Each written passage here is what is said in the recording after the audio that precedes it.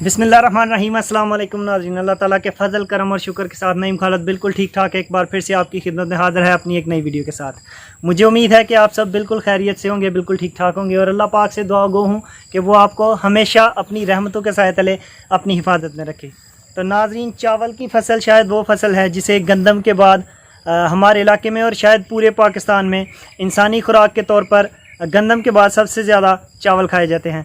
तो ये एक बहुत मज़ेदार डिश है। तो चावल को उगाने से लेकर खाने की डिश में बदलने तक एक बहुत लंबा और बहुत मेहनत तलब प्रोसेस लगता है और कड़ी मेहनत के बाद, कड़ी मशक्क़त के बाद किसान इसको इस काबिल बनाता है कि ये आपकी प्लेट में यानी खाने की प्लेट में सज सके। तो उस मेहनत और मशक्क़त भरे प्रोसेस में से बिल्कुल एक थोड़ा सा हिस्सा मैं आज आपको दिखाऊंगा। तो आइए चलते हैं राना वैद साहब के पास और देखते हैं कि वो क्या मशक्क़त और क्या मेहनत कर रहे हैं अपनी चावल के खेतों के साथ। तो चावल की फसल इस वक्त आखिरी प्रोसेस के करीब है। आप देख सकते हैं कि दाने निकल रहे हैं, दाने बनना शुरू हो चुके हैं। तो इस वक्त इसको खुराक की सबसे ज़्यादा ज़रूरत होती है। उसके लिए खाद वगैरह और कुछ दवाइयाँ वगैरह डाली जाती हैं ताकि दाने सेहतमंद हो सकें और उनको कोई बीमारी ना लग सके, जिससे कि चावल की लज्जत भी कायम रहती है, खुशबूदार और सेहतमंद चावल पैदा होते हैं। तो मैं इस वक्त जा रहा हूँ राना वैद साहब के खेतों की जानब। तो राना वैद के खेत जो हैं वो हमारे गांव के गवर्नमेंट प्राइमरी स्कूल के साथ ही हैं। तो इस स्कूल की रौनकें भी अब वापस आने वाली हैं क्योंकि गवर्नमेंट ने ऐलान कर दिया है कि 30 तारीख को प्राइमरी स्कूल भी ओपन कर दिए जाएंगे और यहाँ पर बच्चों की रौनकें वापस आ जाएंगी।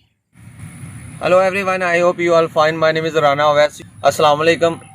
आज मैं बुरी तरह से फंस गया हूँ कि मैं 3 दिन से मैंने खाद और जहर लेके आया था, लेकिन जिन 2 लोगों को मैंने कहा था कि खाद को अपने खेत में खिलारने के लिए, वो दोनों लोग जो है ना वो किसी काम के लिए गए हुए हैं, अभी तक वो वापस नहीं आए।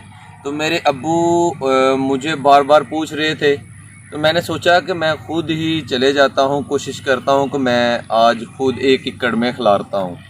तो मेरा फर्स्ट टाइम है, देखते हैं कैसे है। लेकिन मैंने अपनी सेफ्टी के लिए हर चीज़ की कोशिश की है कि मैं अपने साथ रखूं। मैंने इसलिए लेट भी हो गया हूं कि पहले मैं ग्लव्स और मास्क लेने के लिए गया हुआ था। अभी मैं वापस आया हूं, धूप भी काफ़ी ज़्यादा हो गई है। तो मैं सोच रहा हूं चलो फिर भी 1 एकड़ में मैं जहर और खाद को खिलार देता हूं। तो मैं यही सोचता हूं कि यार अगर वो वर्कर कर सकते हैं जो इधर आके हमारा काम करते हैं, तो मुझे भी कोशिश करनी चाहिए। मुझे कम से कम एहसास हो कि ये कितना मुश्किल काम है। जब हम उनको पैसे देते हैं तो हम ये कहते हैं यार आधे घंटे में इन्होंने काम कर दिया है, लेकिन ये बहुत आसान है। तो जब इंसान खुद प्रैक्टिकल करता है फिर उसको एहसास होता है कि मजदूर कितनी मुश्किल से मजदूरी करता है, उस पर क्या गुजरती है। इसलिए मैंने आज स्पेशल कपड़े भी वही पहने हुए हैं कि जो इसके बाद मैं फेंक भी दूं तो मुझे इशू ना हो। मुझे पता भी है इसके बाद इन कपड़ों में स्मेल भी आएगी। मैंने जितने भी कपड़े टोटल इस्तेमाल कर रहा हूँ इसलिए कर रहा हूँ कि एक दफ़ा यूज़ करने के बाद अगर मैं फेंक भी दूँ तो कोई बात नहीं है।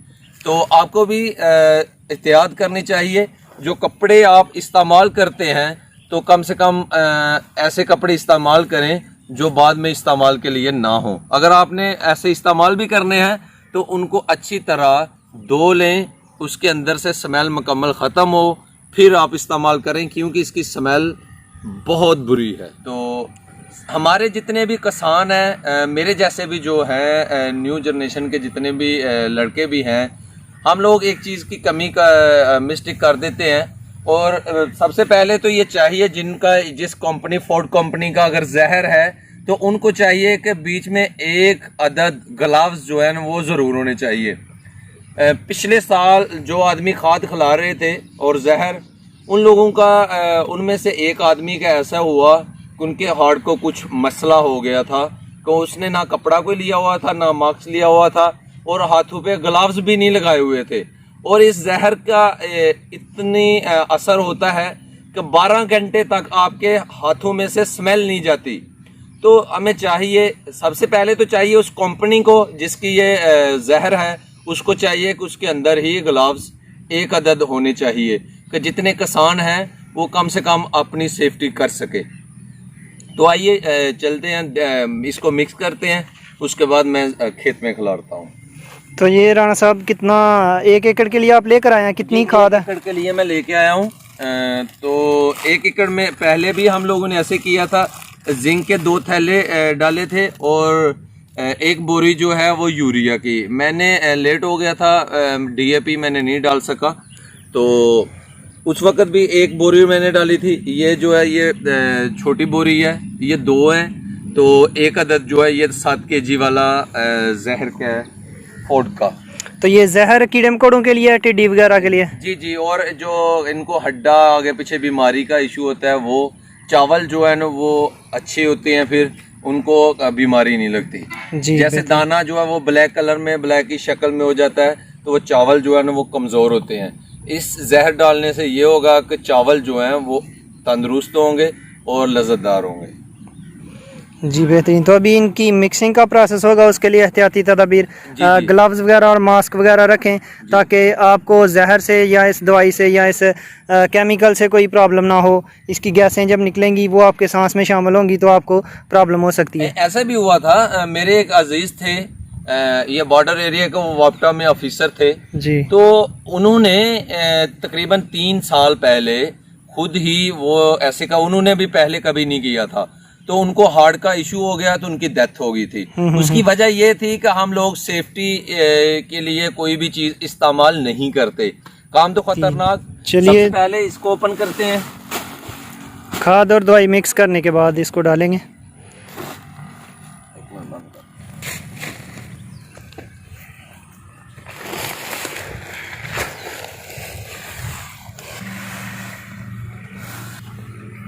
एक एकड़ में 1 बोरी होती है, लेकिन मैंने 2 एकड़ के लिए ये 3 बोरी लेके आया था, छोटे वाली, क्योंकि हमने पहले ही यूरिया ज़्यादा जितनी उसको चाहिए थी उतनी दे दी है। अगर ज़्यादा यूरिया डालूंगा तो उसको इशू भी हो सकता है।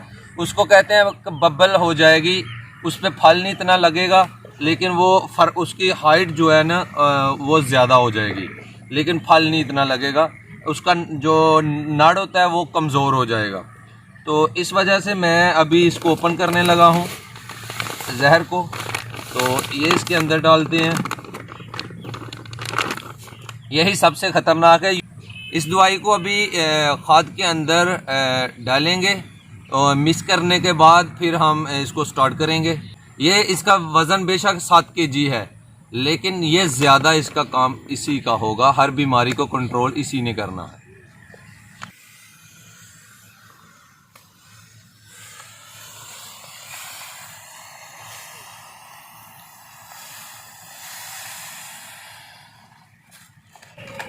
वैसे भाई ये दानेदार दवाई है, पाउडर नहीं है?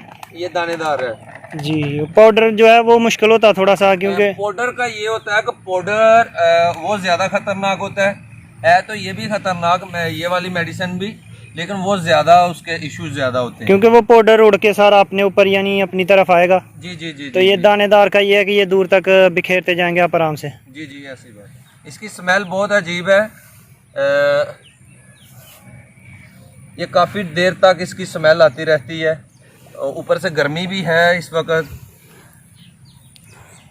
है तो फर्स्ट टाइम चलें, फिर भी जितने भी कीड़े मकोड़े होते हैं, टिड्डी होती है, वो सब इसकी स्मेल से ही खेत से भाग जाते हैं।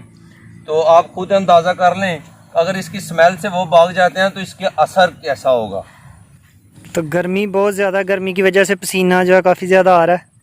तो यहाँ पर ये भैंस बंधी हुई थी, इसको भी काफ़ी गर्मी महसूस हो रही थी, और अब ये पानी में लेट कर अपने आप को, अपना जिस्म जो है वो ठंडा कर रही है, पानी के मज़े ले रही है।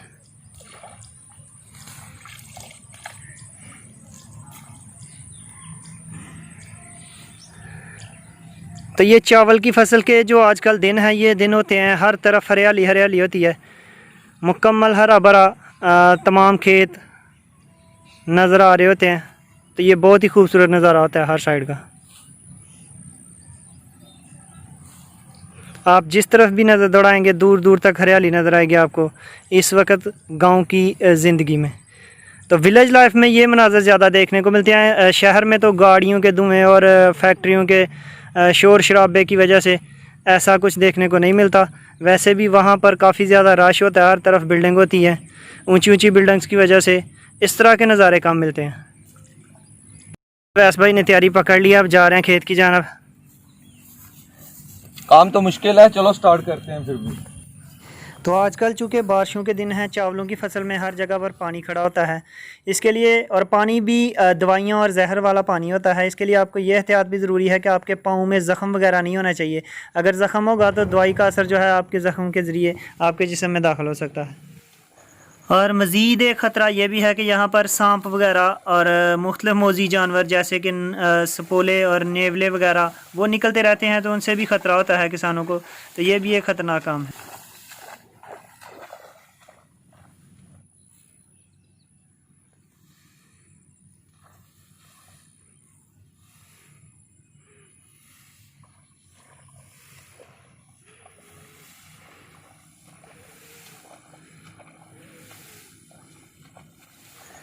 तो लें जी, राना साहब मुकम्मल थक चुके हैं और पसीने में शराबुर होने के बाद राना साहब आए हैं, बैठेंगे, थोड़ा सा पानी पियेंगे, पानी पीकर स्टेबल होकर फिर दोबारा खाद डालेंगे अपने खेतों को।